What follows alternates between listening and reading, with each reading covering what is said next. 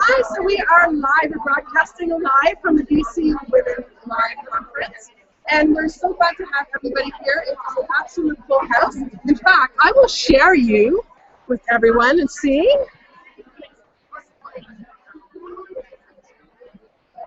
So this is our event today.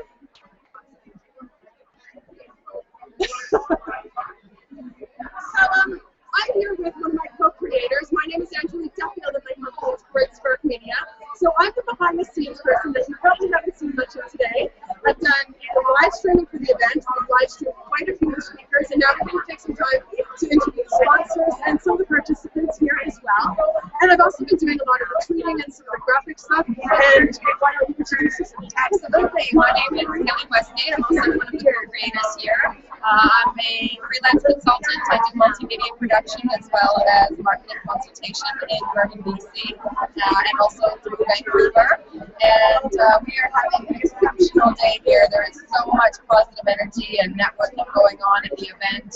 I've also been doing some of the social media with Angelique, and we've been learning about each other and our businesses and so many other businesses and how we as women can support each other in moving forward with our business and entrepreneurship goals.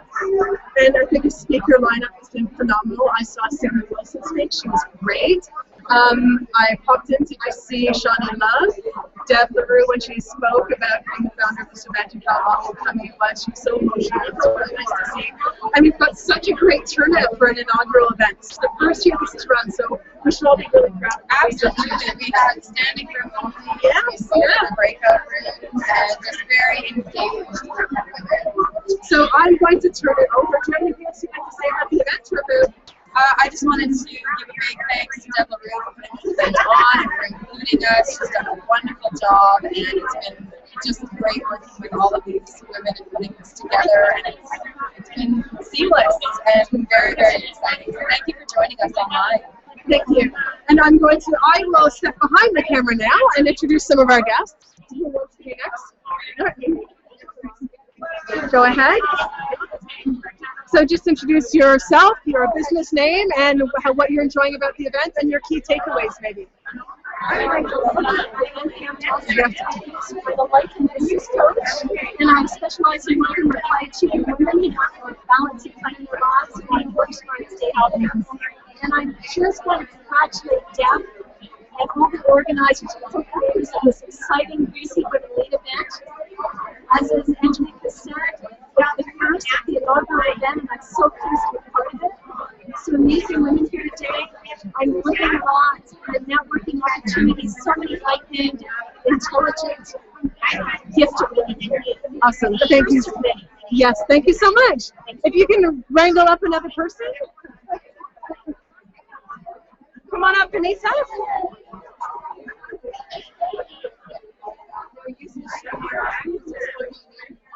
No, just step on the line. And you might have to speak up a bit. Just introduce yourself and your business, and that you're one of the speakers, and how you are liking this event. Yeah. So just tell us who you are, and we know that you're one of the speakers, but introduce yourself to the camera. My name is Signy Wilson from Significant Living, and so excited to be at this event to get to speak and present something that I'm so passionate and so excited about. And that is to really have people living their authentic lives, to be deeply committed and conscious and have a life to live a life of meaning and passion and purpose. Because I'm so enjoying this because bringing women together, in the area and having them really connect with each other, get to know each other, and wider and creative ideas. So I'm so excited to support this event and to be part of it. Thank you so much. If you're going to wrangle up someone else, that would be awesome.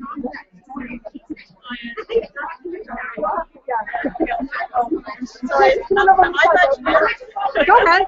Go stand on the line and speak loudly. Use your outdoor voice. Good to go? Yeah. Okay. Hello, everybody. I'm Anita K. Summers with Spirit Kelowna Wellness here at BC Women Lead. And I would love to help you to become stronger and clearer on who you are and how you can contribute to the business community. I am an intuitive counselor, life and business coach, able to help you understand your subconscious patterns and see how they are causing you to hold yourself back. If you want to be clear, empowered, engaged, and energized in your life, let me help you understand your subconscious and transform it to make your life happen in your work something you can celebrate. Thank you. And how did you find the event? Who have you listened to, and what were your key takeaways today? I got to experience Signy. I would say I thoroughly enjoyed what she was doing, and I love her energy. Pamela was truly inspiring. I was actually involved in getting years ago elected kind of 6 Oh my God. envelopes and making phone calls. Oh, fantastic. And I got to stand just off stage and listen to the speech. And I met Pierre Trudeau when I was just a youngster, and Wow. it doesn't mean anything when you're a kid, but then you look back and I'm like, I met him. Oh my God. Yes. Well, I knew when I stood off the stage and watched him speak that I was watching history. Yeah. Yeah. Awesome. He was an incredible inspiration, and so is Signy. So I very much feel that way. And this has been a wonderful event. I've met so many amazing women. Good. It's just an honor to be here. Thank you. Thank you, Benita. Thank you so much. Actually, if you can stand to the other side of this. Oh, no, this way. Keep going. Perfect, right there, and I can move this. So just introduce yourself and let us know who you are, what you do, and how you're liking this event so far. Thanks. Hi, I'm Shauna Harper, and I'm here today representing the Community Kitchens Development Corporation in Okanagan. So we have the office here. And we're partners in business development. It's actually exciting to be here because I look around the room and I can see how many businesses that have been supported by community kitchens. Go ahead. Just back up.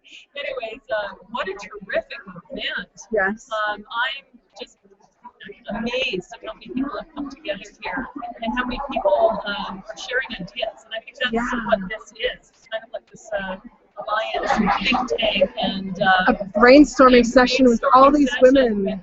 It's amazing. So I'm happy to be here today and looking forward to the afternoon. Awesome. Thank you, Cheryl. Come on up. Can you see if you can find some of the co-creators? If you can score some of the co-creators for me? Just ask them who they are. Okay, I was Oh, okay. Yeah, no, the co-creators. So the people who like made behind the scenes. Yeah, I need at least one of them, please. Hi, so just tell us who you are and your business, and take about 20 seconds for that, and then tell us how you like the event. We start so I've been to lots of different events. So I'm posting me online. Yeah. Hi, I'm Janice Brown, mayor of the township of Stone Sheep. Met Deb through. She was a counselor in London and knew that it was going to be a great event. She's full of energy, and she's got all that energy pulled into one room today. I especially enjoyed Pamela Martin's talk on women in politics, because we women do struggle in politics and being known, and encouraging other women to run, and I just taking away so much from the speakers, and thank them for taking the chance, being creative, and I thank all of you for your great organization. Thank you so much, and I'm glad you're having a good time. Thank you. Whoever, hello? It's okay. So much networking. I know. I haven't been networking. I've been behind the camera. So tell me who you are and what your business is and what your biggest takeaways at this event today. Hi, my name is Sherry Cote, and I have several businesses. One is a VIP sightseeing tour company. Another is the Vista Villa. It's an all-inclusive honeymoon resort. And now I'm going to be returning to the career that I was most passionate about, in assisting people with a very uncomplicated approach to exceeding their customers' expectations. It's excellent to be among so many powerful women in this wonderful synergy. Getting back to the podium after a 20-year sabbatical is daunting, to say the least. Having said that, I'm looking at all these other wonderful ladies who understand if it is to me, it's up to me, and the support, and just knowing that what I'm doing is right for me, very excited to be a part of Women in Business. And thank you. I saw you stand up and do your after your brainstorming. So well done. Congratulations. Thank you very much. Thank you, Sherry. Come on up, whoever wants to be next. I'm hoping so. So if you have to speak loud, use your voice to introduce yourself and your business, and then what your biggest takeaways are today. And I'm not ignoring you. I'm trying to see how much longer I have. No worries, no worries.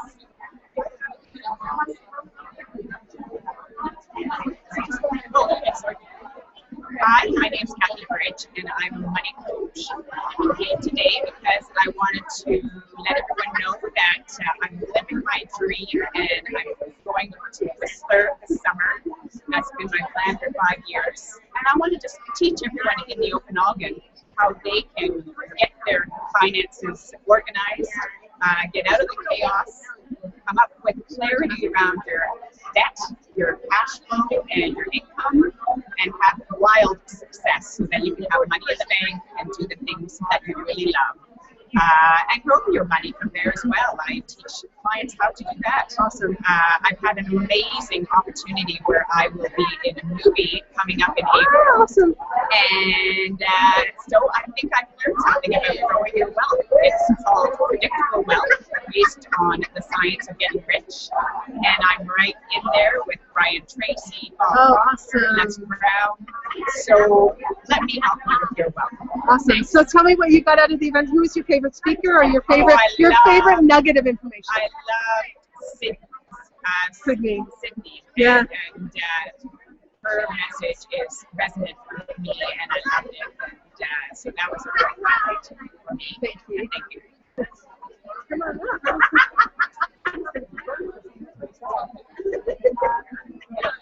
So I just want you to say who you are and what your business is, and then give us your other key takeaway from one of the speakers today, or how you enjoyed this event. Our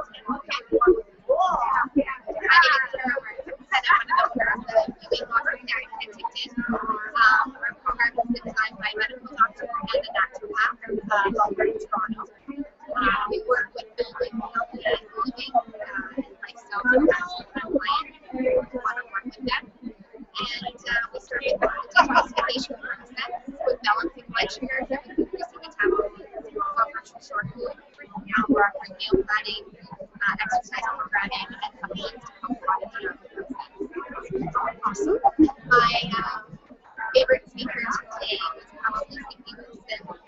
And a lot about money increasing who you really are and incorporating that into your business and the business world. Awesome. Thank you so much.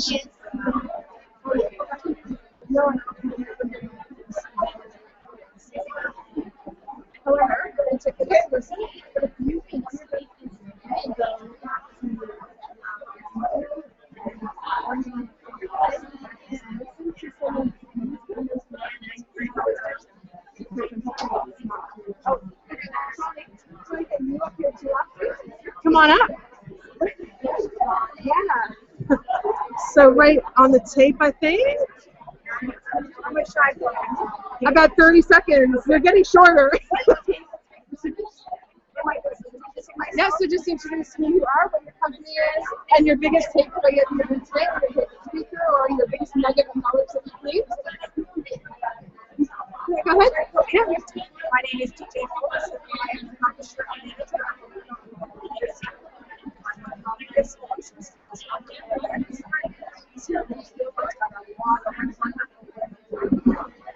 entrepreneurs and support each other. I think that was the reason that I came today, is that we support each other in our needs, and I want to make it different. I learned it was about by sticking together and working together.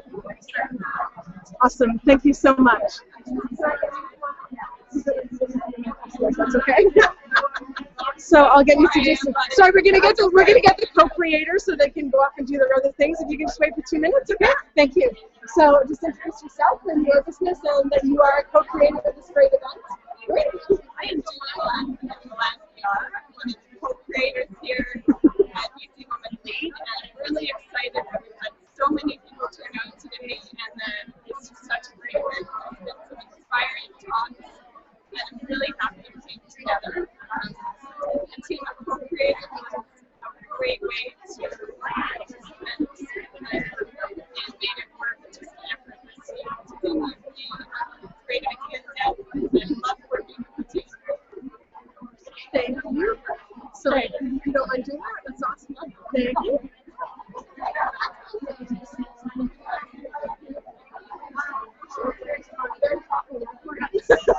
Because I think he's going to cut us off. So just introduce yourself, your business, and who you are at this event. Yeah? Yeah, I was just waiting for someone to tell me. Okay, so just one more. And then just say the biggest takeaway from the place, and then you're one of the speakers.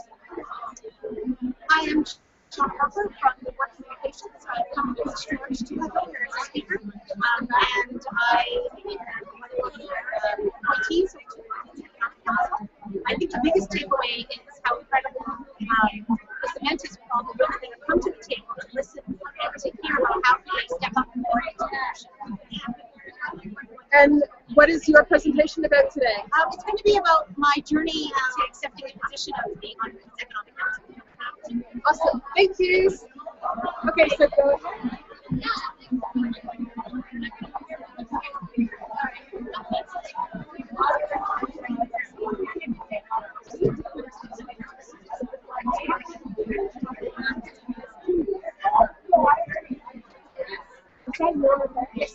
That's okay.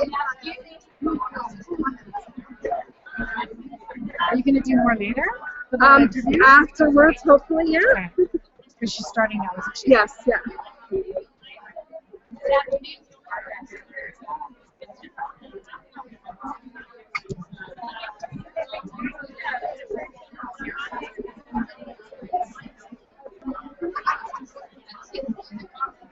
afternoon, everyone. I hope you all enjoyed your lunch.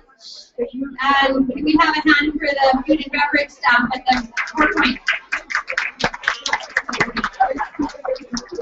If I could get you all to come in and grab your seats, a little drink of water, sip of coffee. Diana is about to begin her presentation. That's awesome. Thank you. Thank you. I love the buzz, the hum in the room. It's a really wonderful thing to hear everybody getting so excited and chatting with each other. That's wonderful. Okay.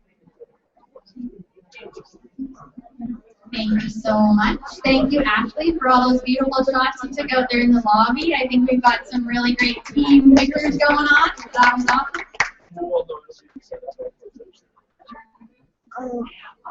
So Diana has a beautiful presentation for us, and she's going to stand up on the stage here so we can all see her with her beautiful PowerPoint. And thank you again, Bobby, for fixing every technical question we could possibly have. I think we've asked almost all of them. Like that. Like that.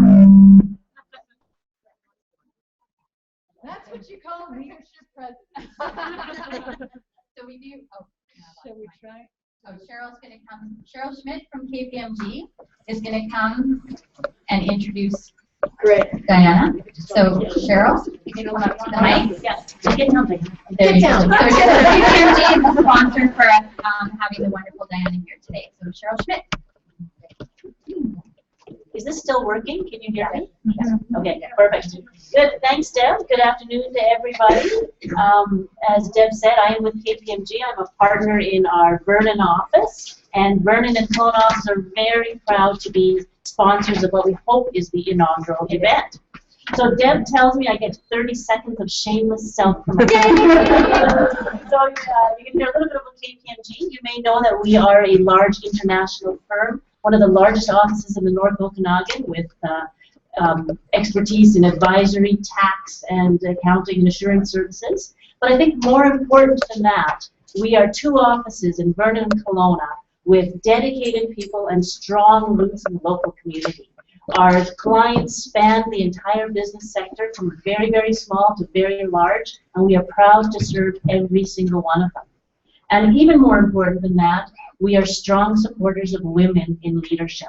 And I think the 4 women from KPMG who are with me here today are proof of that. So, without further ado, I have the pleasure today to introduce our keynote speaker, Diana Pavlovska. Did I get that right? Correct. Yes. Of the Humphreys group. Now, Diana is a consultant who provides group training and coaching with a primary focus on the firm's Taking the Stage program for women. And I've actually been the beneficiary of this program through KPMG, and it was wonderful.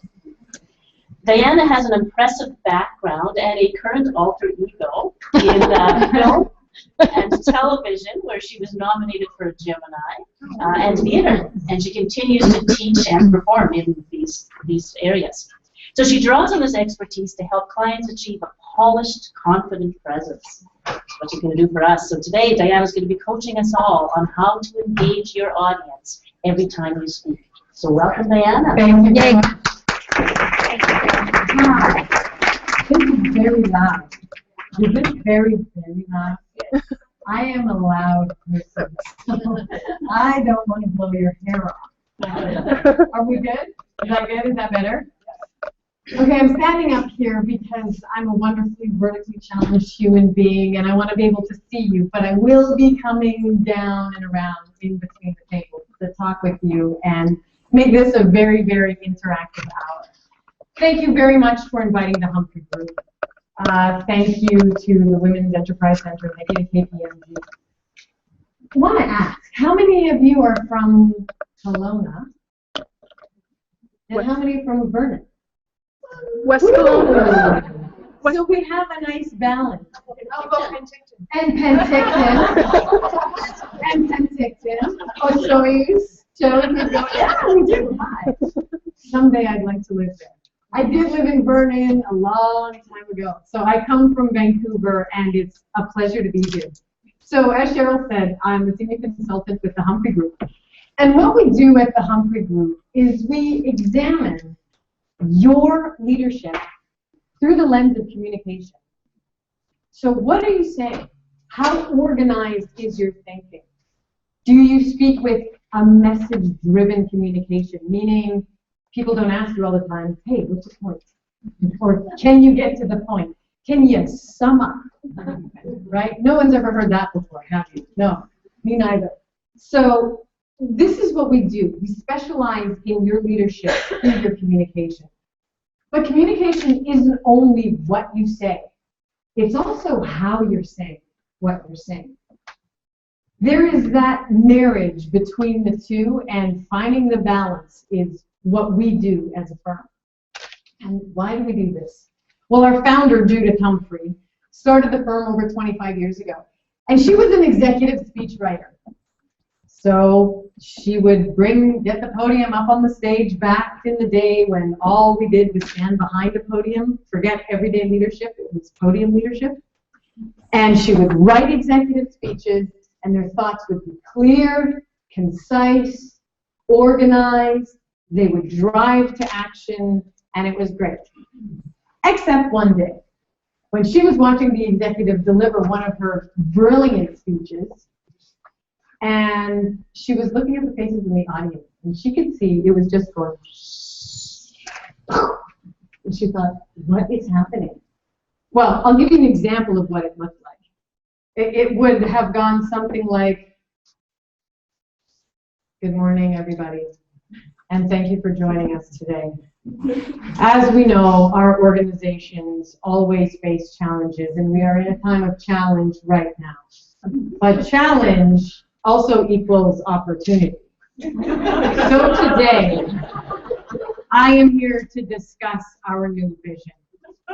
And I firmly believe this vision will lower our operating costs. And let me give you 4 ways, right? And she looked around, and while the context was there, you followed my logic, did you not?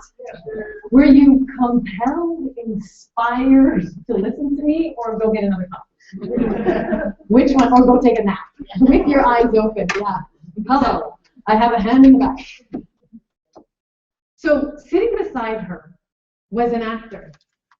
And he leaned over, and she was aghast, our wonderful Judith Humphrey, who was in her late 70s and writing her second book. She's written Speaking as a Leader, and now she's writing Taking the Stage, which is our women's program. We'll talk about that at the end. Wonderful. So she's a gag and a gasp, and he says, something is very wrong with this speaker. She's like, well, I wrote the speech, and he said, I can help you. I coach people on presence, because it's not only what you say, it's how you say it. Are you enthused by your message? Are you energized by the solutions you're bringing to the table? Are you speaking up? Are you opening up? All of these things, these tools around presence that we're going to talk about. Are you speaking at 100 miles an hour? Okay, well, everybody, good morning and welcome to your leadership presence. My name is Diana Pavlovska, Senior Consultant with the Humphreys Group, and today we are going to talk about how you can achieve a leader's presence. How are we doing so far? Not so good, right? So today, we're not going to focus on the what you're saying part. In this hour, we're going to focus on some tools to be able to achieve that leader's presence in every situation. And it's going to be interactive. If you think it's going to be me talking for the hour, much to your chagrin, it's not going to be. This is going to be about you doing some work in the next hour. Now, I know that you've all had the opportunity to get to know each other. This room is abuzz with energy, and this is wonderful. And it's been wonderful to meet you, the ones that I have met so far. So I'm sure you've had the opportunity to do this already, discuss who you are and where you work. But if you haven't, around the table, before we dive into presence, I'd like you to discuss as a group where you work if you don't already know, your name, introduce yourself. This is one of those things, you know, introducing yourself. You know those impressions, they're made within the first few seconds? It's true. It's in how you introduce and engage people. You go, hi, my name's Diana. Nice to meet you. Well, I'm looking at that person over there, right? How are you engaging? So this is an opportunity to ask each other where you work. And I'd like you to, before we go into it, and I give you my idea of what presence is, discuss what is presence. What do you think presence is? And what role does having a leadership presence play in your success? And I'll give you a couple minutes to do this. And I'll be walking around and I'll be eavesdropping. And I may get one or two of you to actually stand up and sum up what your table said. So be alert.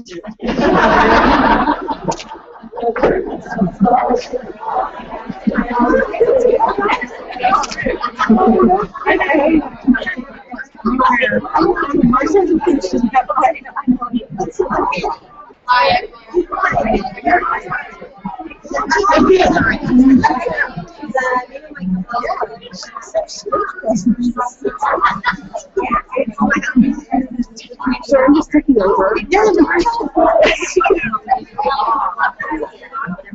I have presence myself.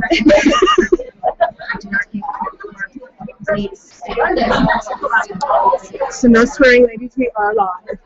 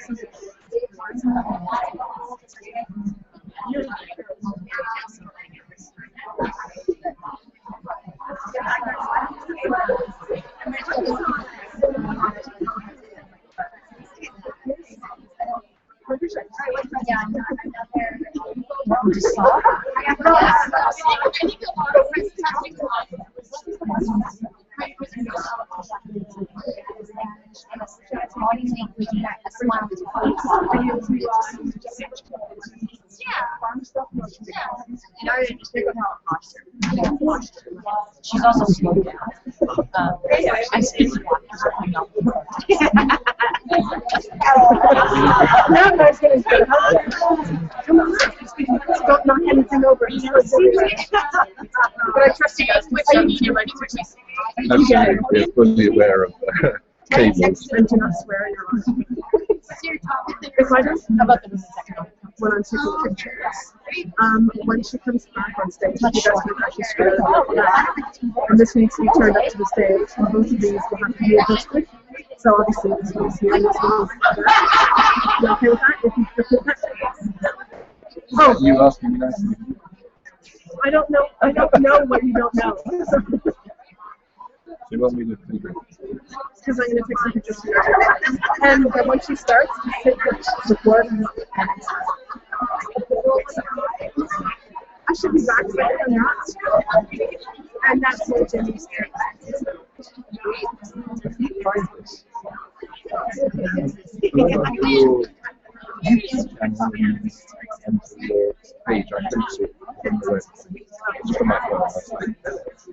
It should have actually come up on my Facebook too, but all that back coordination.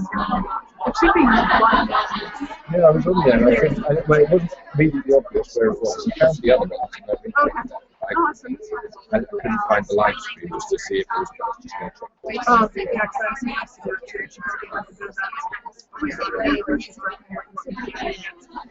that's all right. I can't tell if people were talking about but there are some speeches like going forward. So hopefully, yeah, it should be good. Let me get that now.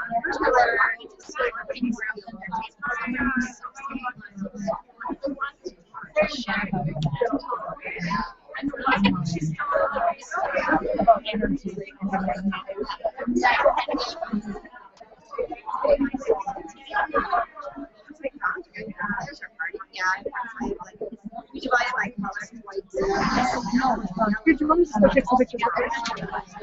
Do you mind working? You're part of my dream team. You're going to work. You're your dream team.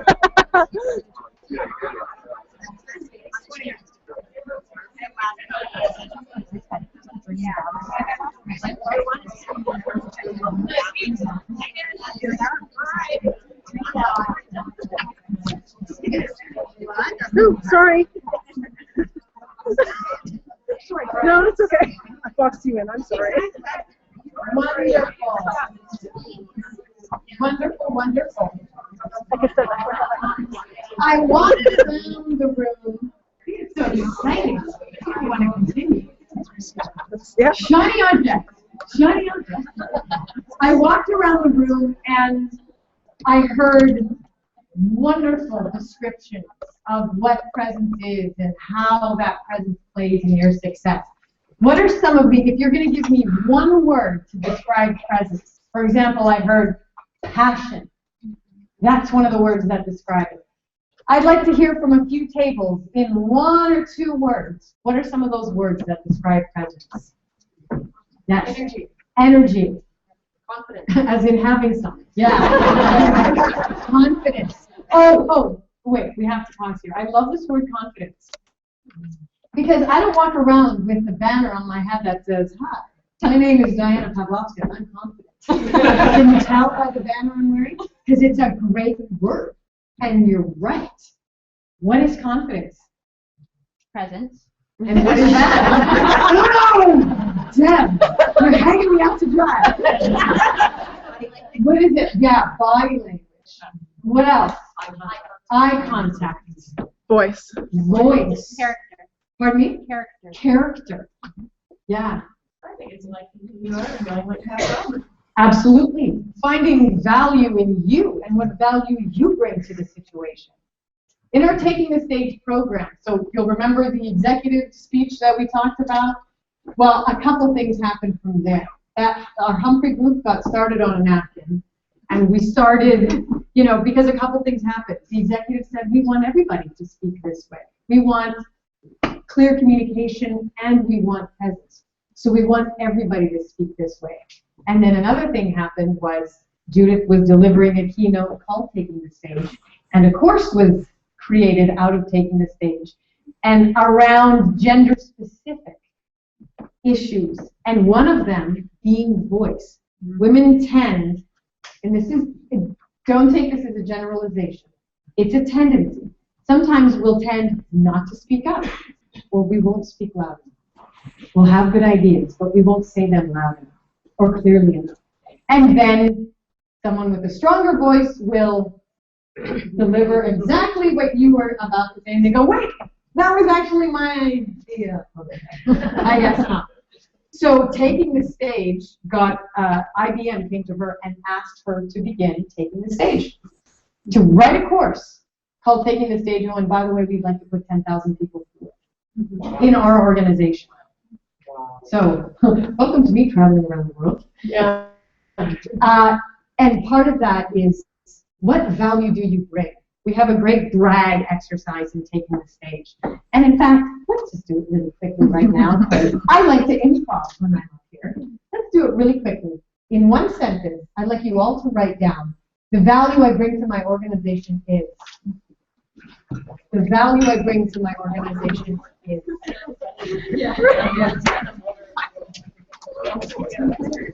Because I love how you said that. Knowing, liking who you are, knowing what you bring to the table. It's important.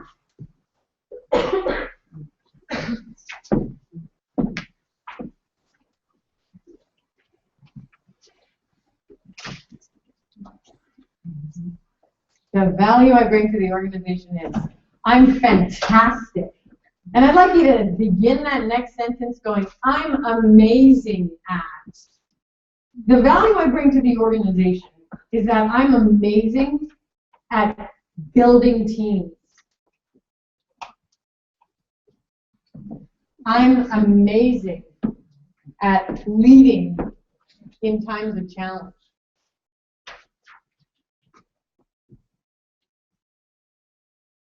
And we're going to hear these in a little bit.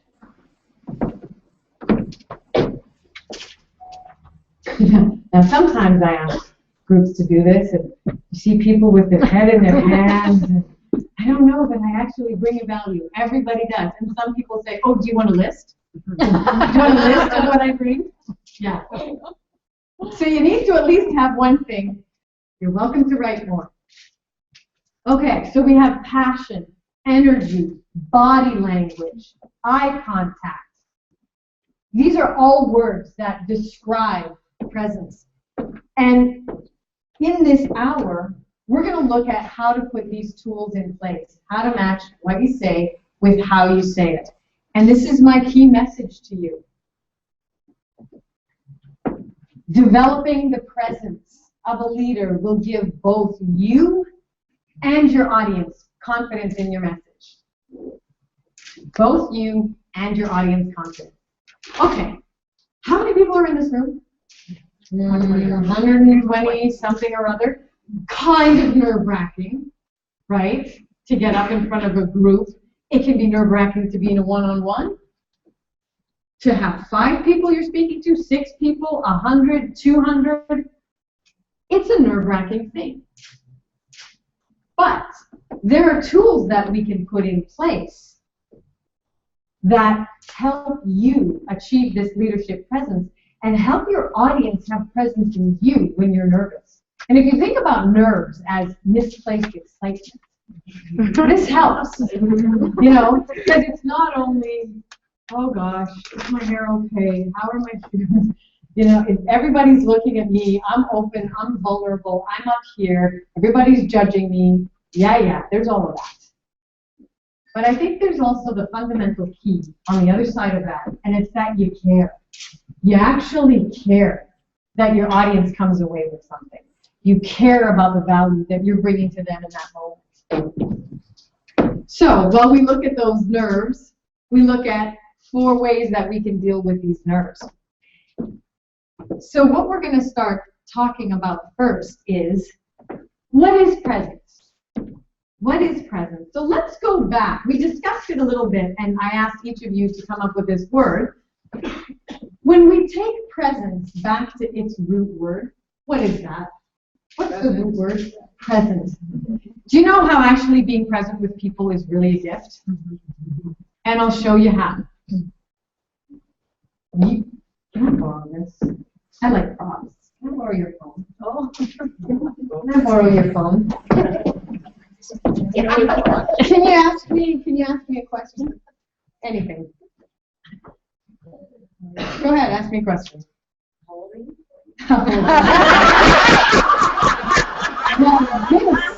This is definitely going to take precedence over that question. Let me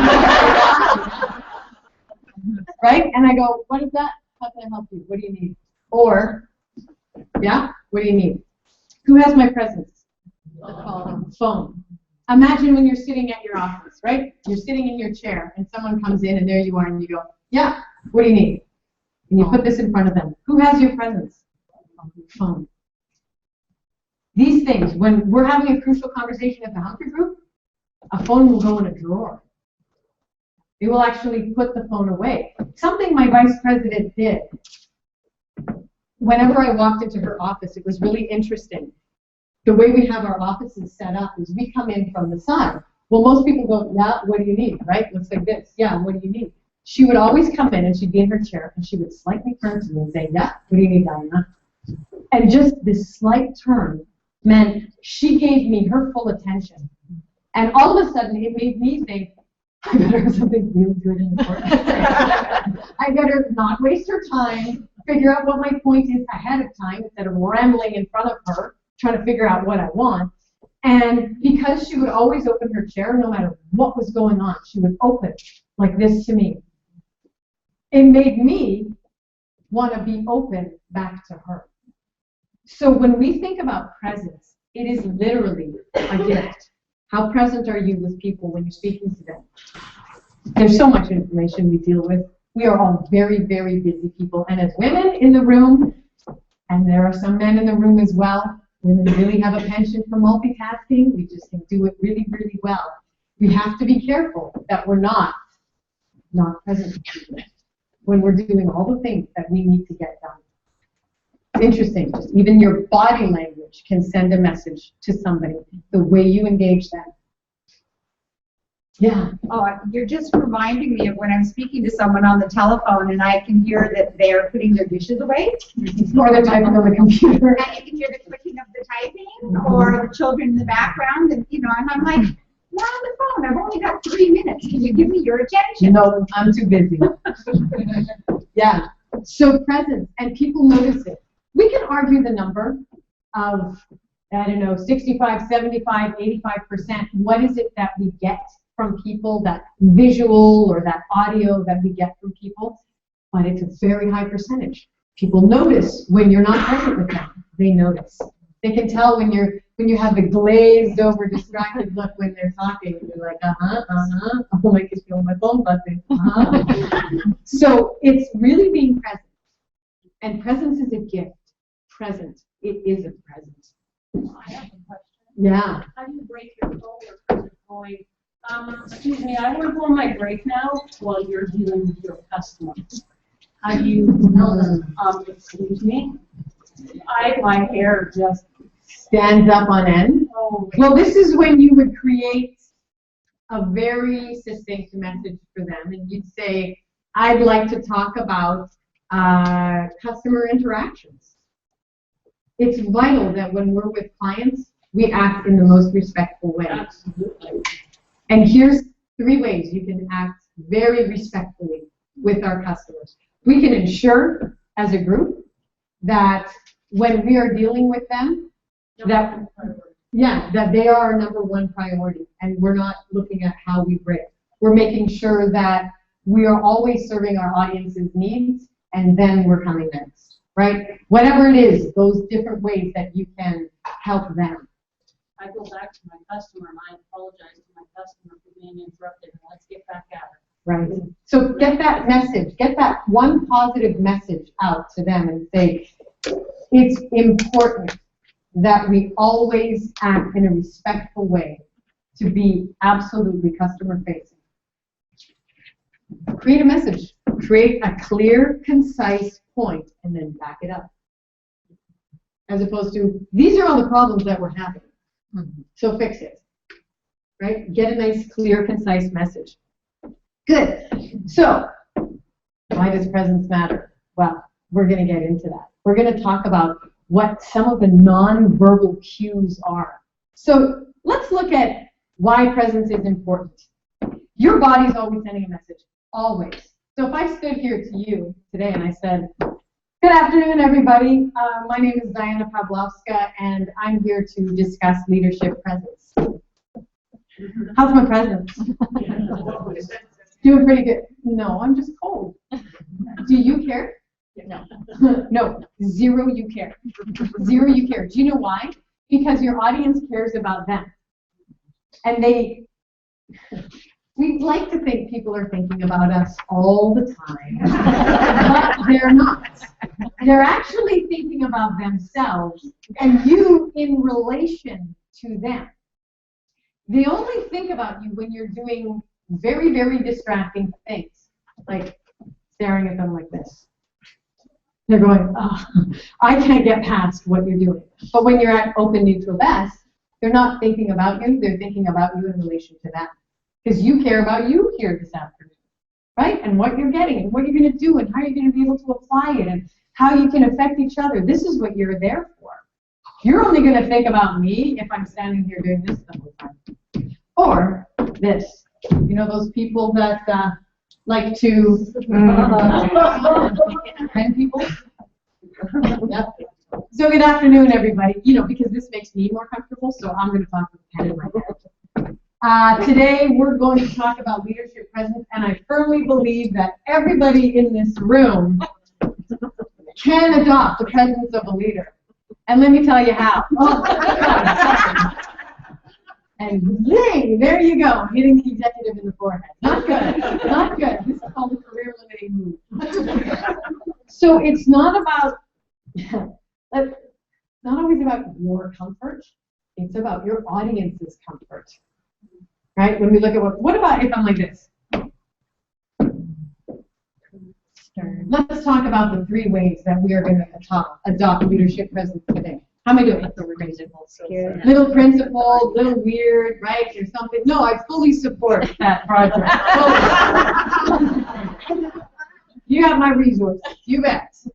Right? Something weird about not seeing people's hands. So this makes you feel uncomfortable, doesn't it? So who matters here, me or you?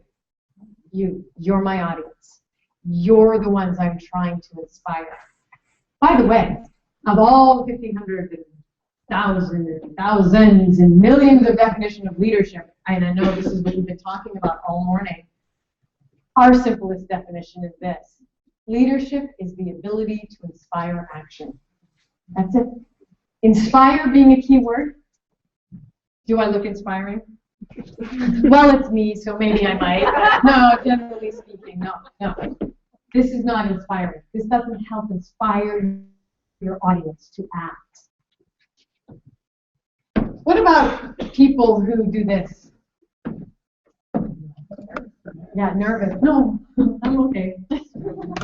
I'm good, right? We have those people who do this forever preening, touching thing. This is just one small step from giving yourself a little hug up there. And everybody can tell. Everybody can tell. So it's, what's better? This, fidgeting, or this? Which one leaves my best impression on you? How am I best going to be able to lead you?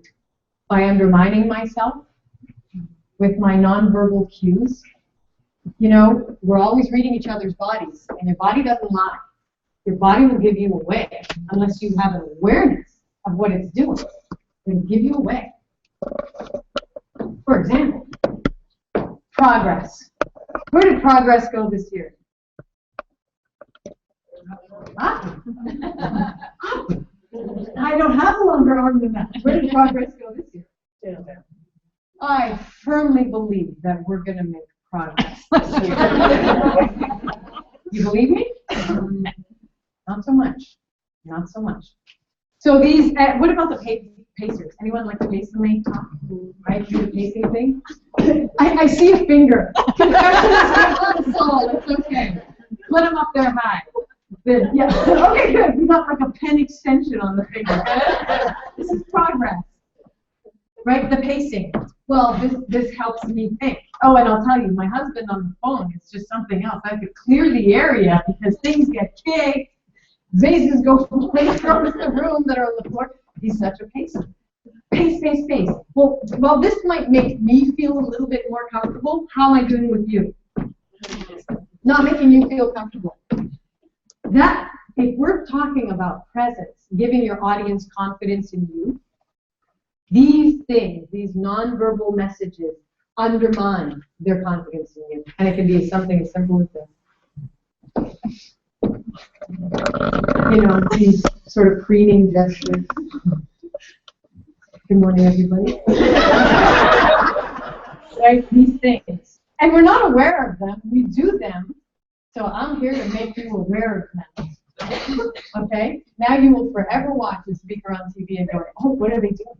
How are they doing it? Where are their hands? Are they doing this thing? This business? Yeah. The Kevin O'Leary. The hands. Right? What are we doing with these?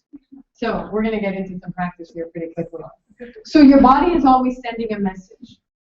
It's important for you to be aware of what some of your habits are so that you can build on the strengths that you're bringing to the table. Look at the habits, and the good news is habits can be broken, and remove those so they're not undermining your audience's confidence in you. So how can you achieve it? Well, there are people who have presence and people who don't. There are some people who just don't have presence. And I'll tell you, and some people who do. This is not a political statement. I realize this looks like that, but it's not. Like, oh dear, I'm going to leave the wrong impression.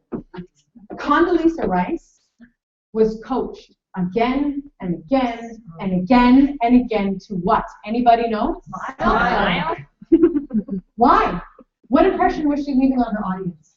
She's angry. She's angry. As a leader, it is vital that we look for the solution and be solution-oriented. There's a problem. What's the solution? Even if we're facing a challenging time right now, I'm confident by having everybody's voice on the table, we can come up with ways to get through it. This is what I'm going to ask of you today. I'm going to ask everybody to go away. Think of one way that we can get through this. We're going to reconvene and we're going to share these ideas. And by information sharing, we can achieve a solution. Got to be solution-oriented. Doesn't mean you can't talk about the problem. But what's the solution? She was coached to do that a lot. George Bush. She was coached to stand up and open up. Right? So, the first tool that we're going to talk about in adopting strong, confident body language is, or in adopting the presence of a leader, is having strong, confident body language. And this is one of the tools that you have on your handout. We're going to go through 4 ways that you can do this. Okay, so we're going to do a little bit of strong, confident body language. So I'd like everybody to freeze right now. Just breathe. Totally freeze. And look around your table. The mind is going. Perceptions are being made. Perceptions, perceptions. What are you perceiving? Forget about knowing the people. What are you perceiving by how they're sitting at the table? What are you perceiving about them? Do they look comfy, cozy? Do they look like, oh gosh, or do they look engaged? What do they look like? Okay, now, women, it's interesting. Can I have this chair? Can I do this? Okay. Here we go. No, I'm strong. I'm a strong cookie. All right. I'm just going to start crying. I'm a giant girl. Okay. So this when we look at how women tend to sit, how do women tend to sit? Yeah, legs crossed, kind of folded over. My hands are going to tiny rooms for 8 kids, right?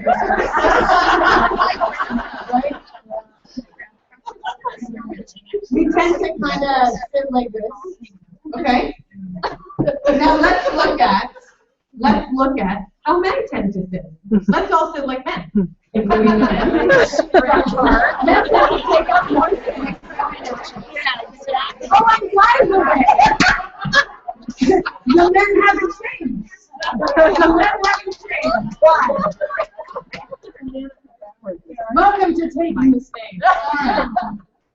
I do coaching, executive coaching around the world, men and women. I do it all.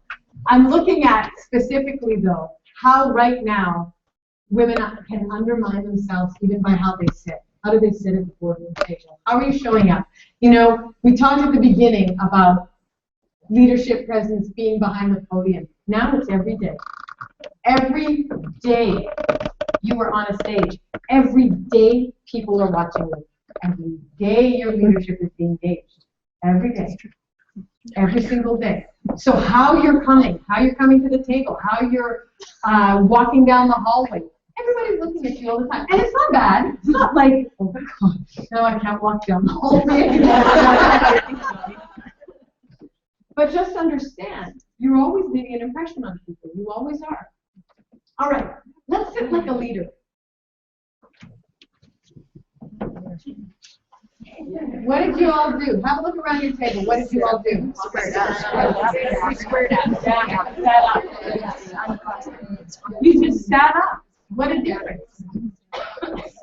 So, sometimes women take up too little space. Sometimes men take up too much space. It's the middle for men and women. Sitting like a leader. We're looking at leadership presence. Right? That open neutral vest. Okay, gesturing. Gesturing. You know, so we get up on the stage or we have to present in front of the team or something, and this business starts happening, these weird gestures. We have to get up in front of people and we go, why do I have hands? I don't get it. Because they're just weird, and now I don't know what to do with them. You know, so we get these weird slipper kind of gestures down there. Or we start doing this. Good morning, everybody. So I was coaching a CEO. I was actually coaching a male CEO, and he was presenting a big town hall. This is very recently. You know, so there's 1,800 people he's presenting to, and it was very bizarre. He was talking, and it turned into this. And I do a lot of videotaping in my coaching, so I'm going to let you watch the videotape. So we watched the videotape, and he goes, I look like a T-Rex. You're right. I'm going to be using this one in my next course. You're right. You look like a T-Rex. You know why? He was a cyclist. He was an avid cyclist. His shoulders were rolled forward, and he was over the aero bars all the time. Avid cyclist. I don't know how he finds the time. He was a CD, but anyway, he's here. This is how he relaxes. So when he stood up, this was where he stood up. He was riding the bike. How am I doing? Are you going to listen to my message, or are you waiting for, you know, Jurassic Park? So when we talk about this open, strong, confident body language, what is that? What is that? Your posture. It's how you're opening up to the room. This is too small. This is too small for your table, even. So now it's work time. What you're all going to do is you're all going to stand up, and you're going to do the weird flipper thing, because I want you to get an awareness about it. You're like, no, I'll never do that. Next week after you're like, oh no, I'm doing the flipper thing. I did. And you're going to want to open up. And here's the key. This is one more piece. Okay, this is my don't sue me caveat. Can I have you, Deb? I know you won't sue me. You can't. You brought me here.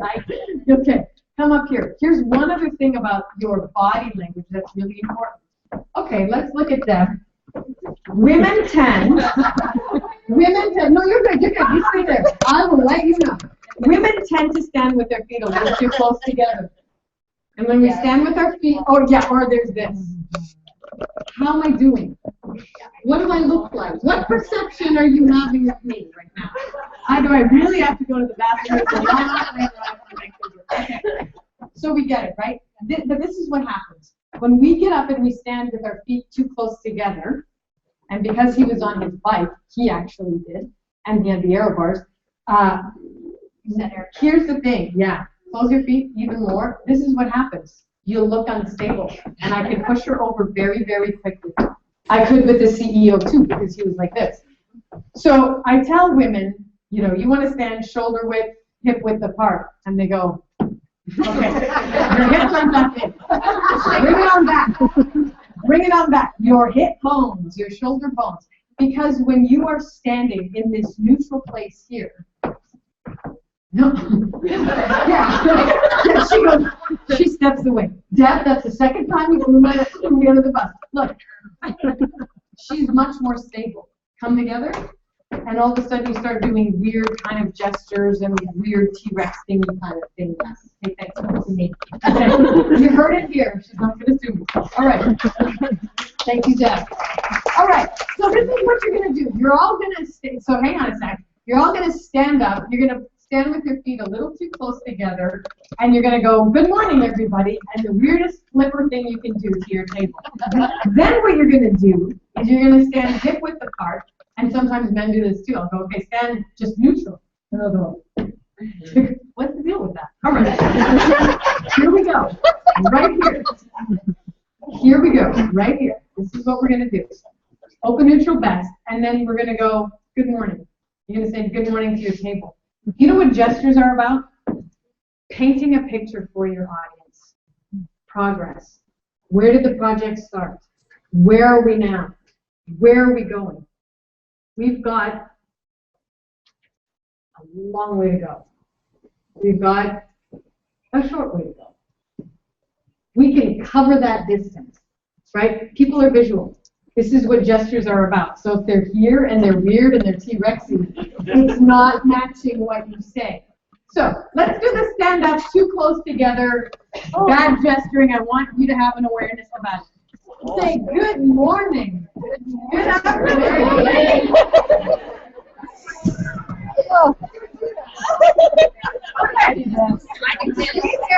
Stay there.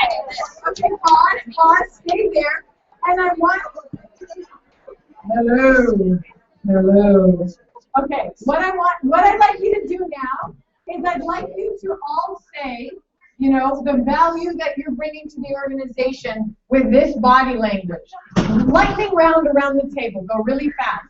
And gesture how you think it would be appropriate, but standing with your feet a little too close together. And action, go.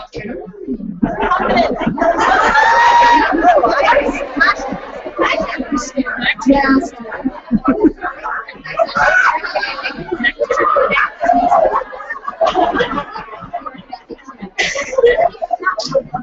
This way. Okay. Okay. All right.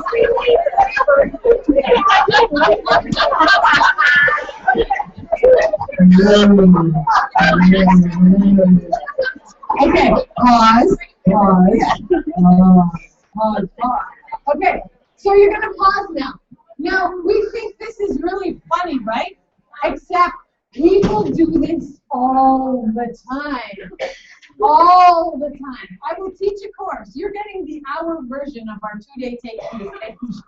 I will teach a course, and they'll go, no, I never do that. And they'll get up and they'll go, I firmly believe that we can all adopt the presence of a leader. So this is now, you're going to forever have this awareness in your brain. Let's go to open neutral best. Open neutral best. Feeling a little more grounded. Think of these as your tree trunk, and these are your branches. Free to move. Free to move. Tell us what your value is.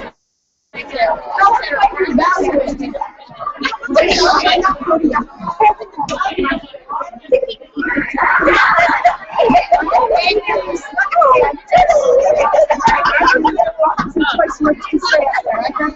Okay.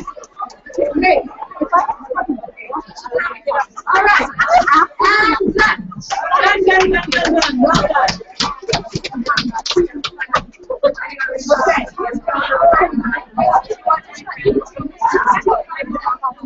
Come on back. Come on back. Okay. Very, very well done. Well done. Well done. So this feels a little weird, doesn't it? Yes. And I want you to be aware of it, because next time you get up to speak, doesn't matter if it's in front of 4 people, 5 people, 20, 50, 100. The idea is to go for open, neutral bets. Because if you're open to your audience, they're not going to be distracted by anything you're doing.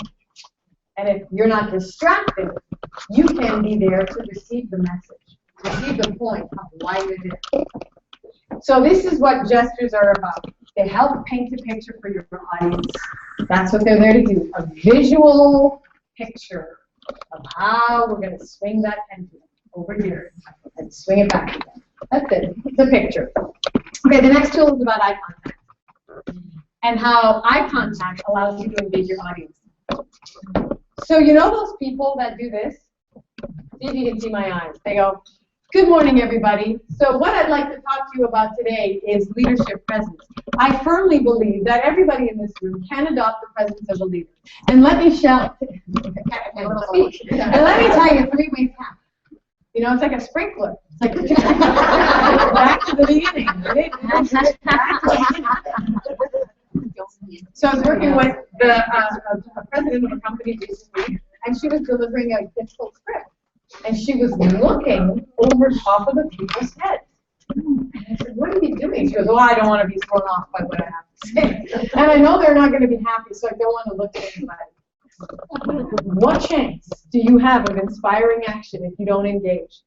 What's eye contact about? What's that? Connection. Connecting. Yes, connecting. Eye contact is the dialogue piece. What do I mean? I mean, I'm talking, but I'm checking in with you to make sure that you're getting what I'm saying. It's the dialogue piece. It's how you gauge your audience.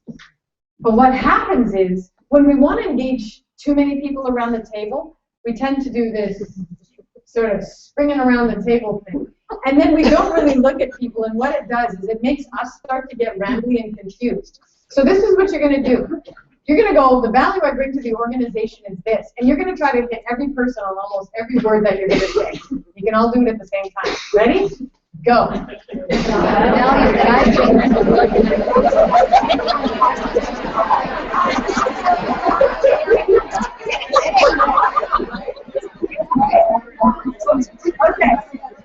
Okay, good.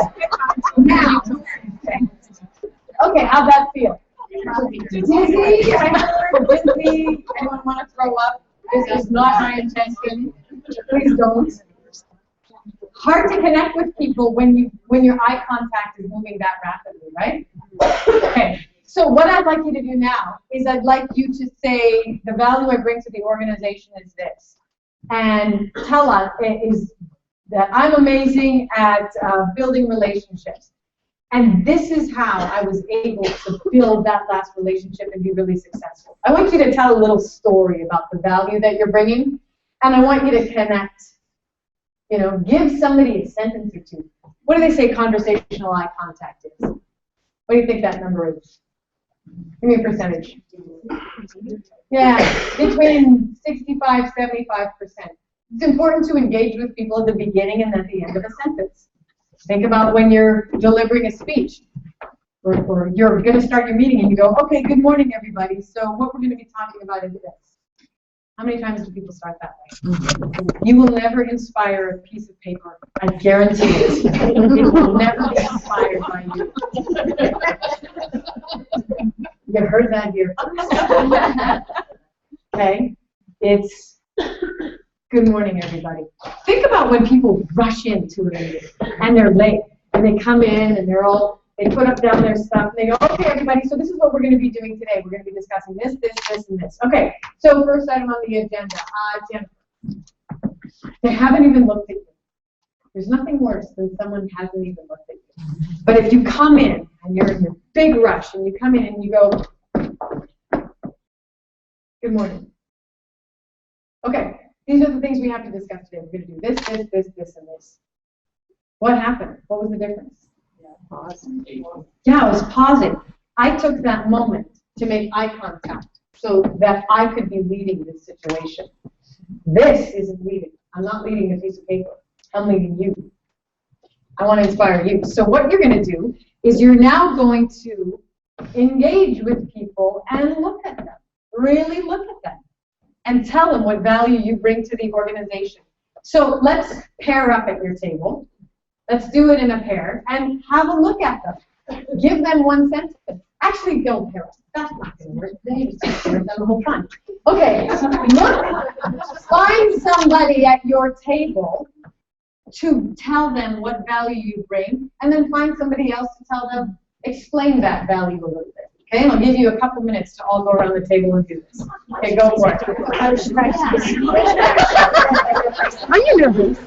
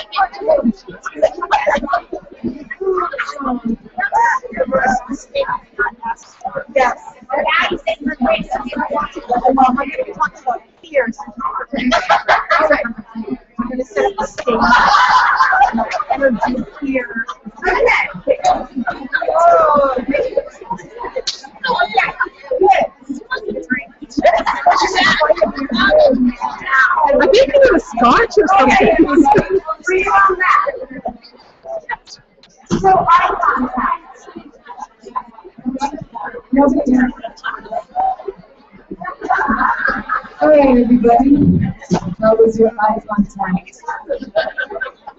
How was your eye contact? You know, here's one thing that I'm going to mention right now. I know this morning that you were talking about genuine, authentic leadership. And all of this, the reason I can work at the Humphreys is because that is the core of what all of this is about. We all have strengths that we bring to the table. And some of these things that we do, they undermine those strengths. And they're habits. And the good thing is habits can be gotten rid of. This is all about your authentic, genuine leadership. And when you are open, but you're at an open, neutral best, when you're making that effective eye contact, it makes such a difference to your audience. And in a room this big, it's difficult to connect with everybody way back. Hi, Oliver, right? Way back there. But you can. And the way you do it is you hold your gaze back there long enough where people feel like you're looking at them. I can in this room, but I can't always see the people if I'm speaking to 200 or 300 people. Can't. But it's the length of how long I'm holding my gaze at a certain place in a room. And it doesn't matter if it's one person. Sometimes that's hardest to hold eye contact with, especially when they're intense. They do the weird laser thing. And this happens to you, you know, and all of a sudden it's like, okay, Cheryl's my nodder. And she's nice and close. Everyone else is in the nosebleed section. So I'm just now going to give my whole presentation to Cheryl. Except Cheryl now has to blow her nose. Because I might pass out. So we want to make sure that we're engaging. It's not about engaging every single person, because that's not possible. But it's engaging in a meaningful way and reading your audience. And don't just engage with the people who are your nodders. Engage with the people going, huh? What's that? Because you have the ability to inspire them too. You have that ability. Yes. How do you deal with the people who are the ones who don't look like they're paying attention, who aren't interested, or like this? How do you deal with those things? Slingshot, but you didn't hear that here. No. This is always about picking your spots. You know, if you're sitting around the executive table, you can certainly say, you know, Sharon, I know this has been something that you've experienced. And if you have any feedback or just even seeing something, saying their names. I know, Sharon, this is something that you've experienced that we're talking about, blah, blah, blah, and you continue to go on. Sharon will look up for her BlackBerry. But, you know, pick your battles. Pick your battles. Choose the hill that you want to die on, too. And there are ways. You can ask people to engage. You can ask people if there are any questions. Right? There are ways to deal with that. And some people, you know, they think like this. Yeah. Just don't let that be you. Because what kind of an impression are you leaving on the audience? Do you speak about being a good audience member?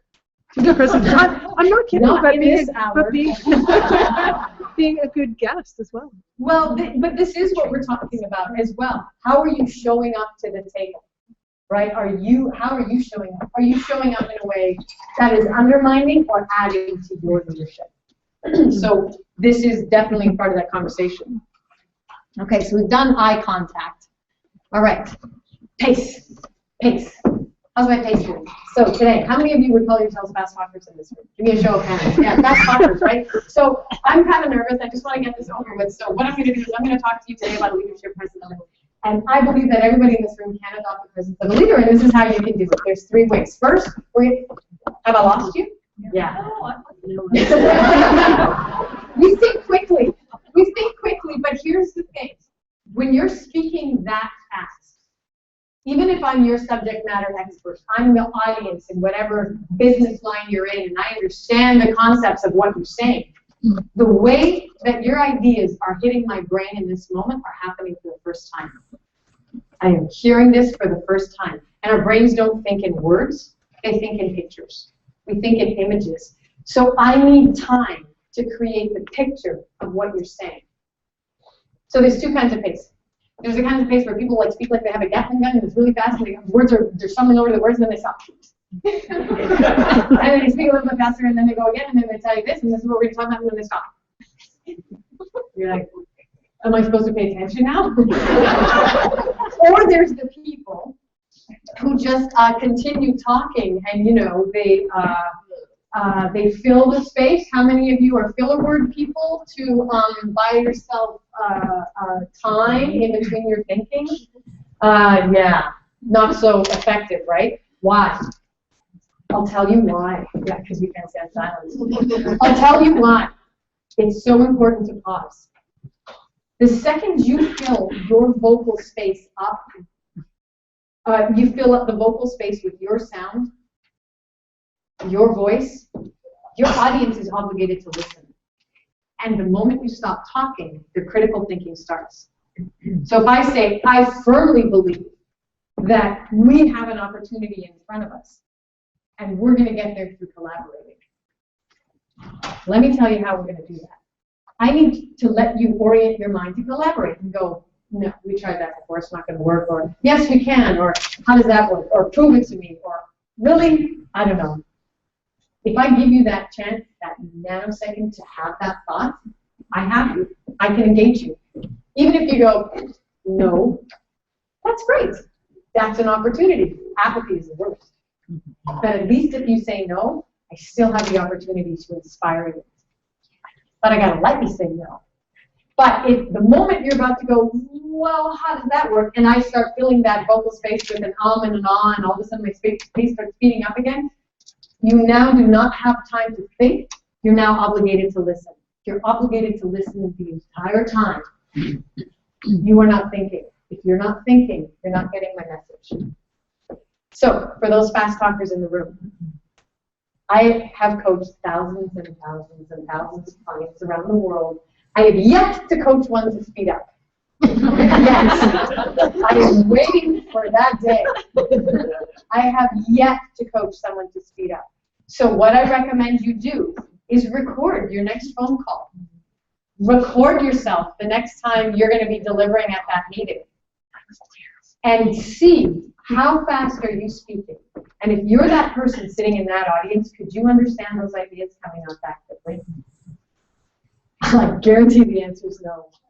It's too fast. If you have to speak, put marks, put pauses, especially after you deliver an important point, an important message. Take a pause. We're afraid of the silence. It's vital, though, for the audience. And remember, this isn't about you. They just need you at your open, neutral best. It's about them. And this will give them confidence in what you're saying. So it's not about you, but you're fundamentally important to how that audience receives your message. Fundamentally important. Does that make sense? That mindset of a leader piece is that it's about the audience. It's always about the audience. So pace. The last piece that we're going to talk about is bringing your ideas to life through expression. This includes voice, and this includes literally the expression on your face. I firmly believe that everybody can adopt the presence of a leader. And let me tell you how. 3 ways that we can do this. Sleep yet? Goes back to our executive behind the podium. Passion. What words are important? You, presence, confidence, audience. Right? These are the important words in my message. This is what I want your ear to hear. You have so much ability to guide the way an audience hears you by the words that you're energizing and the passion and expression that you have. Even if you're dealing with a difficult situation, this is when we get very, very serious and we start talking on about 2 or 3 notes, right? I believe we can get through this time. I believe we can get through this challenge, and this is how.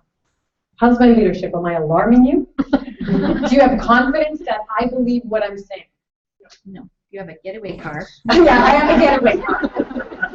But if I say, look, this is a very, very challenging time right now, and we're losing our market share, and this is the reality of the situation.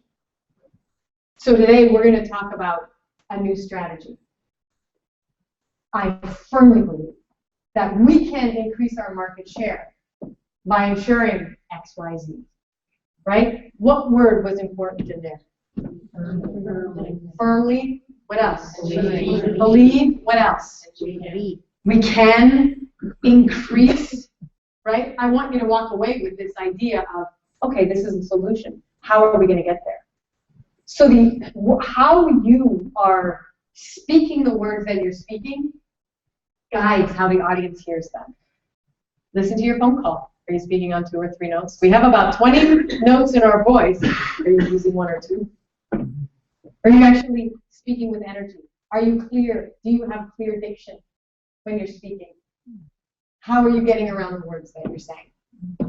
So that voice and that expression, your audience is always reading. Always reading. So it is very important to open up those gestures. Practice that open, confident body language. Look at your audience. Look at the people who don't agree with you. Look at everybody. Engage them with your eye contact. And use a conversational pace and pause. Record your next phone call. Tell me you're all going to do this. You're all going to record your next phone call, right? Yes? Hi, Diana. I do pledge. I will record my next phone call. And what I will do is I will write on a piece of paper how fast I think I'm speaking between 1 and 10. And I'll go, okay, I think I'm speaking at an 8. And then, or, gauge generally how you think you're speaking. Then review that information in the phone call. Record yourself again at a 6 and see how much calmer you sound when you're not taking those shallow breaths and going at 100 miles an hour because you're nervous. Take that deep breath. You're not serving your audience if your ideas are going too quickly over them. Thought that was my brother calling. No. And bring your ideas through life through your natural expression. So through the way you're speaking at the table, are you speaking loud enough? Don't assume people can hear you. People have hearing problems. My vice president is my age. She's deaf in 1 ear. Don't assume people can hear you. You got to speak a little louder, and engage the words that you're saying. Emphasize them. And that brings us to the end of leadership presence. And my restated message to you is, you can adopt the presence of a leader. And by adopting that presence, it will give your audience confidence in you. Thank you so much for having us. I know that the Women's Enterprise Center is going to look at Taking the Stage program, which is a full 2 days of moi. So brace yourself. It's a good thing, though. And I know that they're going to be looking at having that, so please feel free to speak to them about that program. And this is my information. If you have any further questions, I know we have to get to our next speaker. So if you have I can't believe I'm following you. no, we're going to be very supportive. Yeah. Here's what we're going to. Here's the audience that you're going to have. This is an opportunity to practice these things. So what you're going to have the opportunity to do is practice. I'm never invited back, am I? You're going to have the opportunity to practice, and you as an audience are going to be very encouraging while they practice. Yeah, absolutely. My Twitter handle, I'm actually getting a new one because we're revamping them with the Humphrey group. So it's changing. What is it? You were looking for me. This is my information. And thank you very much. And go forth, inspire, and adopt that presence of a leader in every situation. Thank you.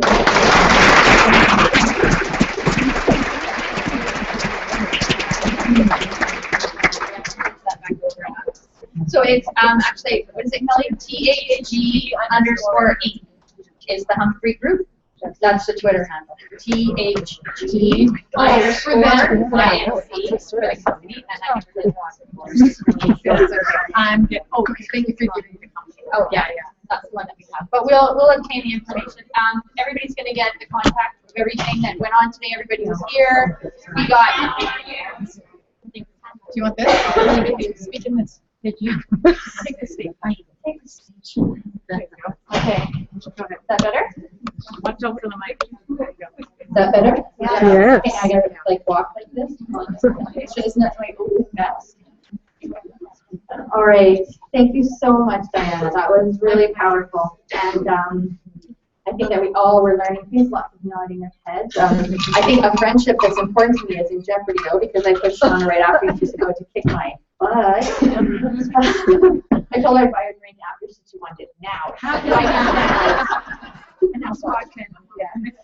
Okay, so thank you again for coming, and it's a great room of ladies, and we really do hope to have you again. You weren't scary at all. I will come back. No, I'm not scary. Thank you. We would love to have you again.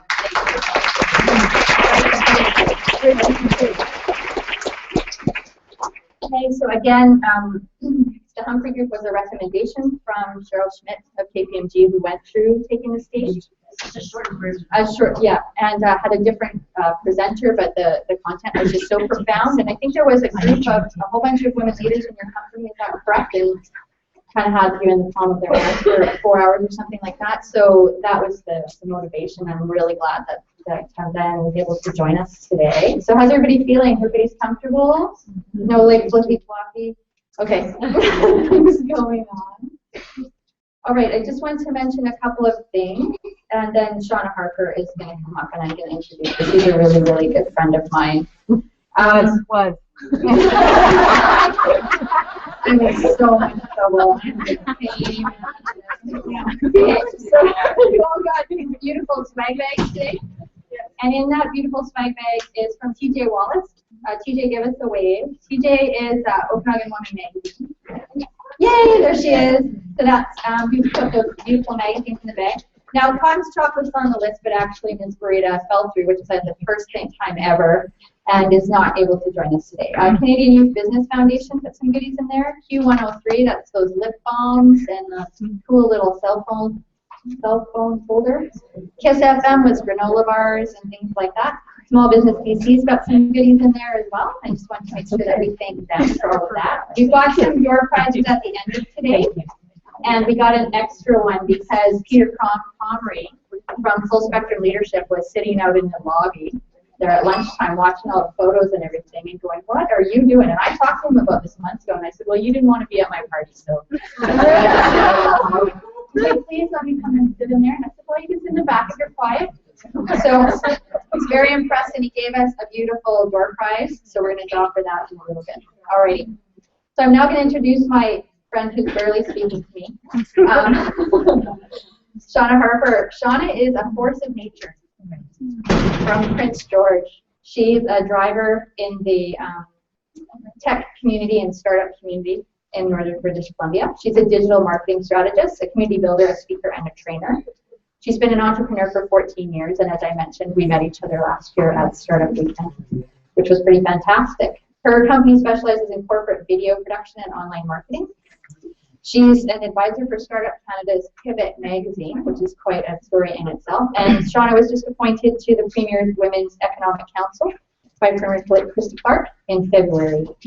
And Shauna's here to tell us, appropriately enough after all of that, give us a little talk about fear. So Shawna Harper. We can still be very disturbed today. So I'm going to actually hide behind the podium and have my speech here, but I won't hold it because it can be distracting. So thank you for having me. 11 women appointed to the Premier's Economic Council, and I was one of them. The purpose of the council is really to provide a space where to think about fresh ideas on ways to grow and develop the economic opportunities that will benefit the entire province. I'm very proud, honored to be a part of that table of women that have been chosen. I'm very impressed actually that Christy Clark has seen the need to help and figure out how to help women in a special group that is here to figure. She's gotten me all frazzled now. Okay. What obstacles? Open, neutral, and that.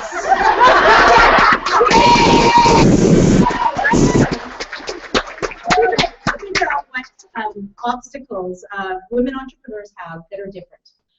Why is it that there aren't as many women that step up into leadership positions? And whether it's about starting businesses or not, I think a collective group like this is really, really important.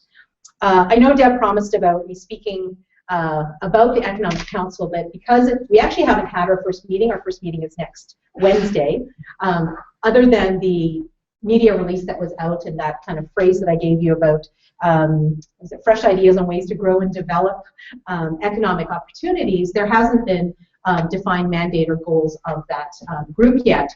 So you're probably wondering then why did I agree to speak about the Economic Council if we haven't had our first meeting.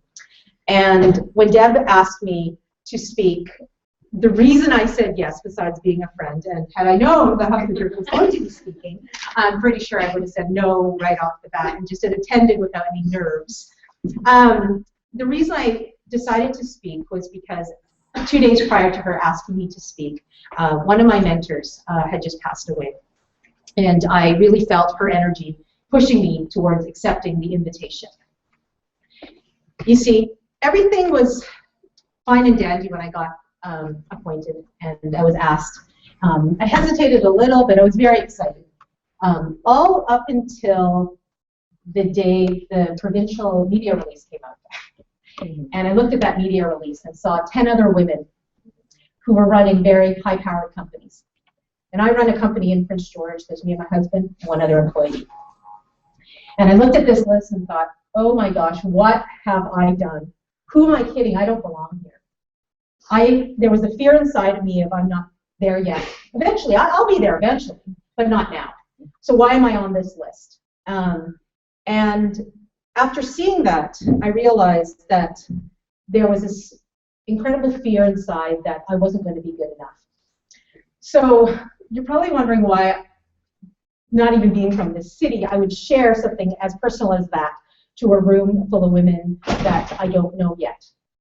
And it's because I believe as women in leadership roles or women that want to take on leadership that we always have those scary moments, especially when we are always trying to grow and develop into more of ourselves, that we're always going to come to that crossroads where we believe we're not ready.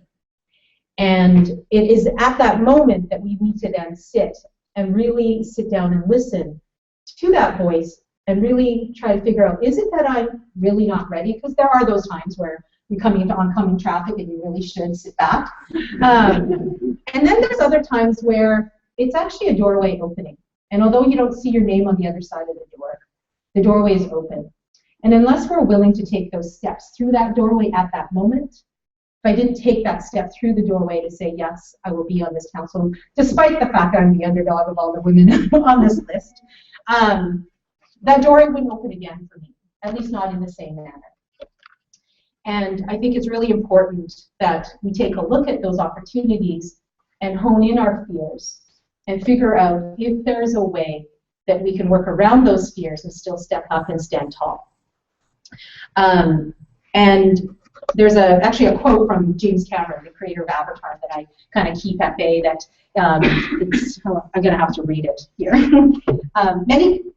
said that he knew many talented people who haven't fulfilled their dreams because they overthought it, or they were too cautious, or unwilling to take that leap of faith.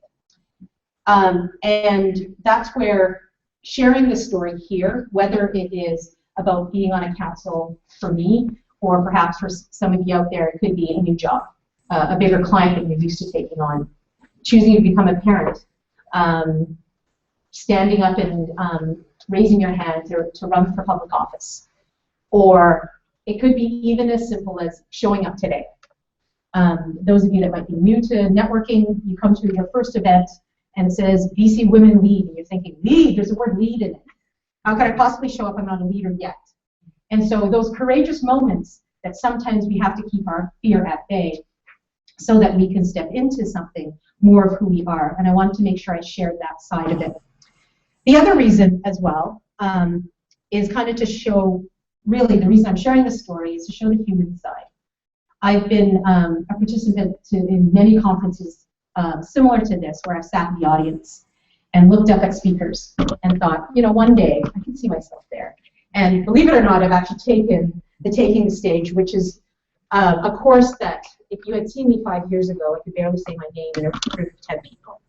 And although I am not there, it is something where putting that human side and sharing that story, really for me, I know when I hear other speakers share about their fear and coming through it, anyways, it inspires me. And so I want to make sure that I shared that, you know, there is this list of 11 women, but there is one terrified woman that's going to be showing up next Wednesday. And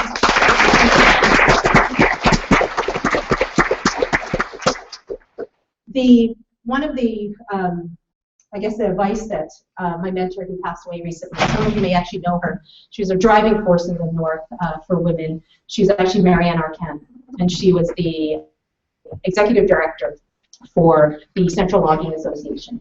And I went to her because she essentially is executive director of a almost solely male organization.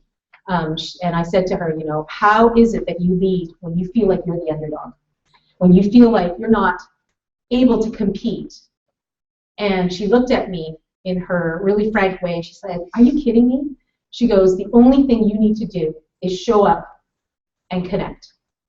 The only thing you need to be able to do is connect as humans. When the things you'll realize is that all of the women on that council are just humans with their own fears, with their own successes, with their own failures.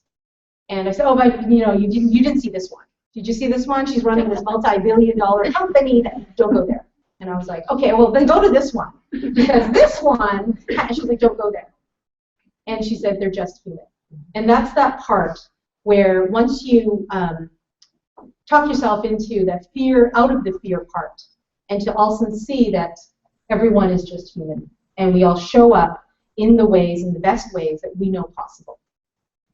And that leads me kind of to the last point of something that just came to me because while I've been in the Okanagan actually for the last week visiting my mother-in-law, and I heard in a board meeting about someone that had talked to somebody in my startup community.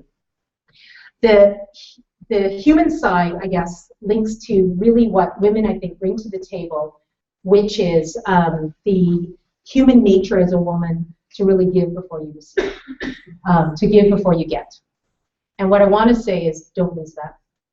The story I wanted to share that I recently just heard from the board meeting is that one of my volunteers, she's an employee of mine that's paid as an employee through our company, but is a volunteer that helps me run the startup community.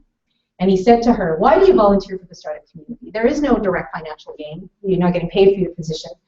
I don't see a linear way of building your portfolio and your brand when you're volunteering and doing this work. She said, I'm really passionate about this. Well, passion isn't going to pay your bills. And luckily, I think it was luckily I wasn't at that meeting, because I have now reframed what I want to say about that is a lot more empowering and less colorful. And which is that life is not a zero-sum game.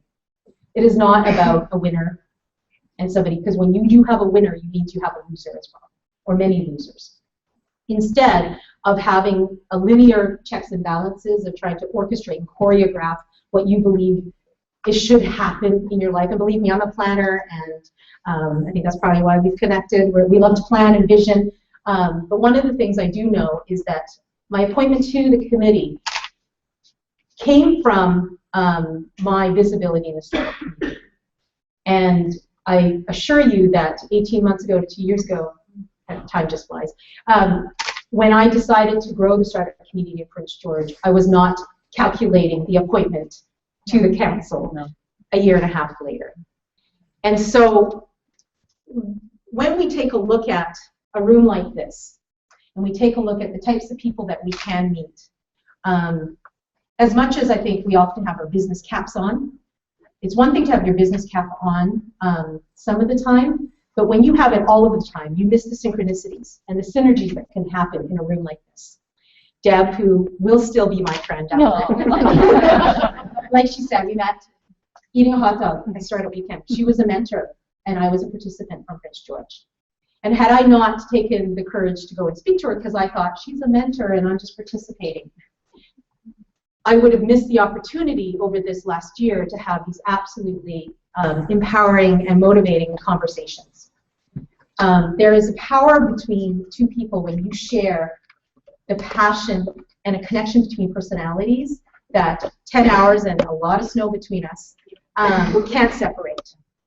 And so in this room, before you leave today, I would invite you to take a look at meeting someone that you haven't met before. And I know that obviously many of you are from the same community, and you know a lot of people that you've met before. But think about connecting with somebody else that isn't necessarily to do with your business, your organization, but to do with the passion you have. It may not be to do with work, it may be to do with your kids, it may be to do with your extracurricular hobbies, because that one handle can lead you to many, many other things. And I really hope that from that, you never know kind of where, in the future, where a gate will open up or a doorway will somehow open. You'll be invited to speak after the Humphrey group. Had I known I wouldn't have eaten that hot dog. Anyway, thank you so much for listening to my story. I really look forward to meeting many of you after this. Thank you.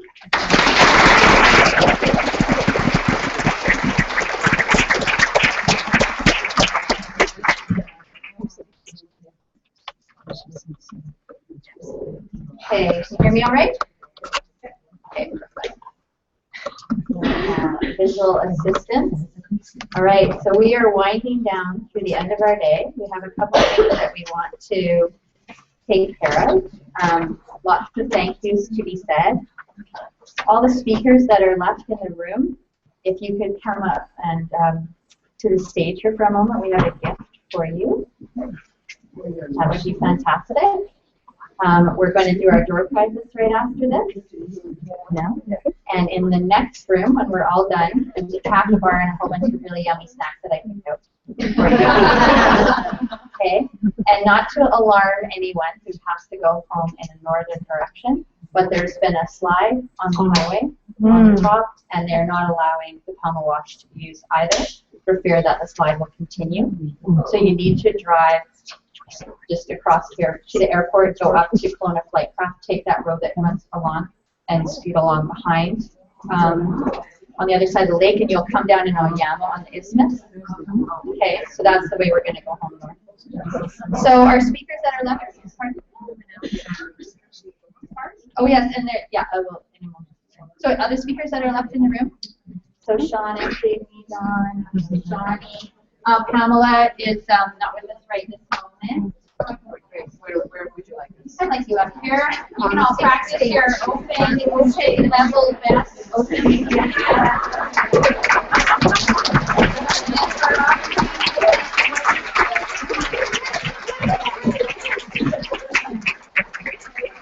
Done.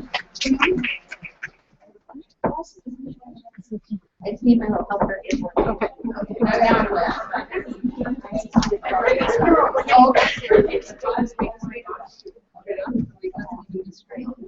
Okay, so these gifts are from to you, and we get the same like that. Look at that! I never noticed that before. So these gifts are for you, and they are from the Dandy GWT, which is a funky little shop in the mission. So these are all for you. Thank you again so much for sharing all of your talents. Oh yeah. Excuse me. They're the beers. Yeah. Sorry.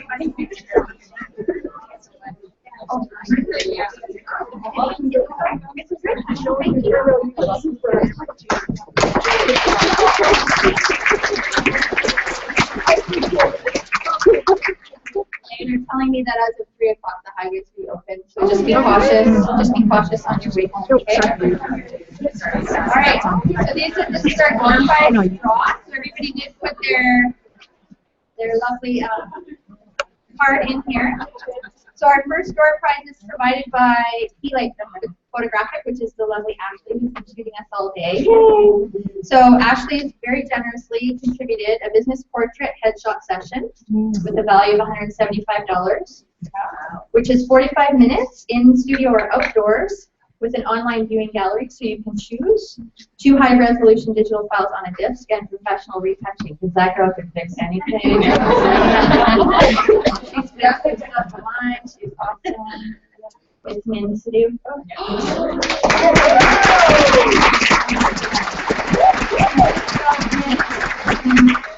Yeah, I'm sorry. Okay. Where's Miss Kathy from Nurse Next Door? Did you bring a lovely basket with you today? Yeah, and it's over there. Okay, perfect. So this lovely gift basket. Nurse Next Door. Did anybody watch? What was that show? Yeah. And so the winner of that program and her own franchise is sitting there right there with Miss Kathy. So congratulations to you.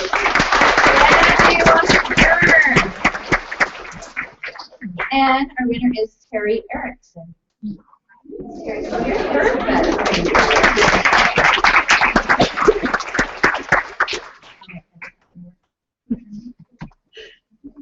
All right, and Mr. Mike Porter, where are you?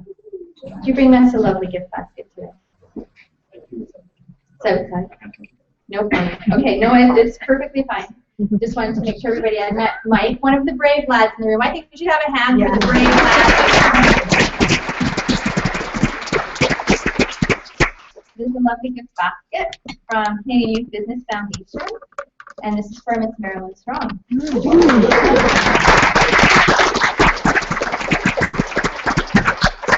Also, just wanted to take a moment and acknowledge our wonderful videographers over here. These two handsome men are here from Pinstripe Productions. I know you all noticed them.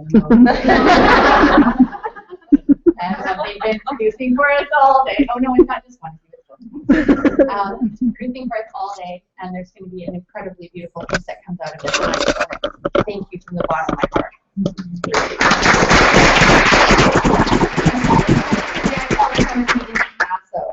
Like I watched some of the other stuff, I was like, holy smokes, we're going to the Olympics. There's a beautiful backpack and some goodies there from RBC. Deanna's like, there is. Okay. Thank you. Oh, Miss Galena.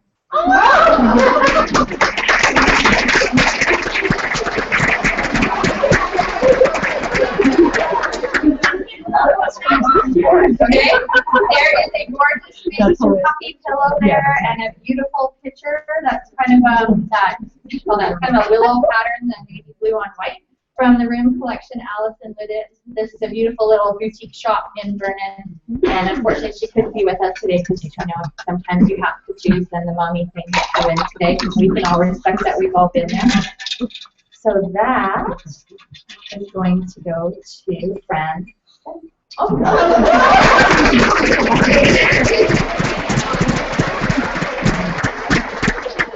Okay, and so what Mr. Peter Comrie, who definitely wants to talk about being at this party next year, from Full Spectrum Leadership, offered us is 1 night for 2 at Sparkling Hill Resort. Oh my God. Oh my God.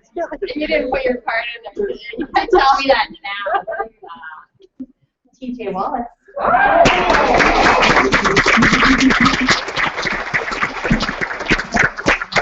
Okay, so again, I just want to thank you so much for taking the time to invest in yourselves. I hope you had incredible conversations. I personally absolutely love the hum in the room, how everybody was so excited and engaged. I think our speaker lineup was really powerful and was in exactly the right order, and you're the icing on the cupcake, my darling. So I look forward to letting you know about details for next year. I hope you'll all join us. There's a survey which is on a nice bright little green piece of paper inside your folder, and if you would please do me the service of filling it out, that would be great. It will give us some guidance for next year. All right. So we're having some wine and happy next door, and I encourage you to continue your networking and visiting with everyone. And again, thank you very, very much for being part of our inaugural event.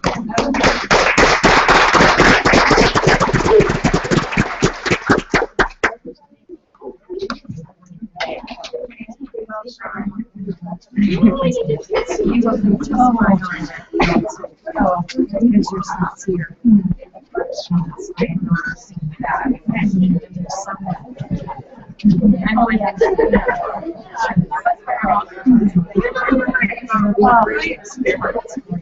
It'll stretch it. I think that's what you're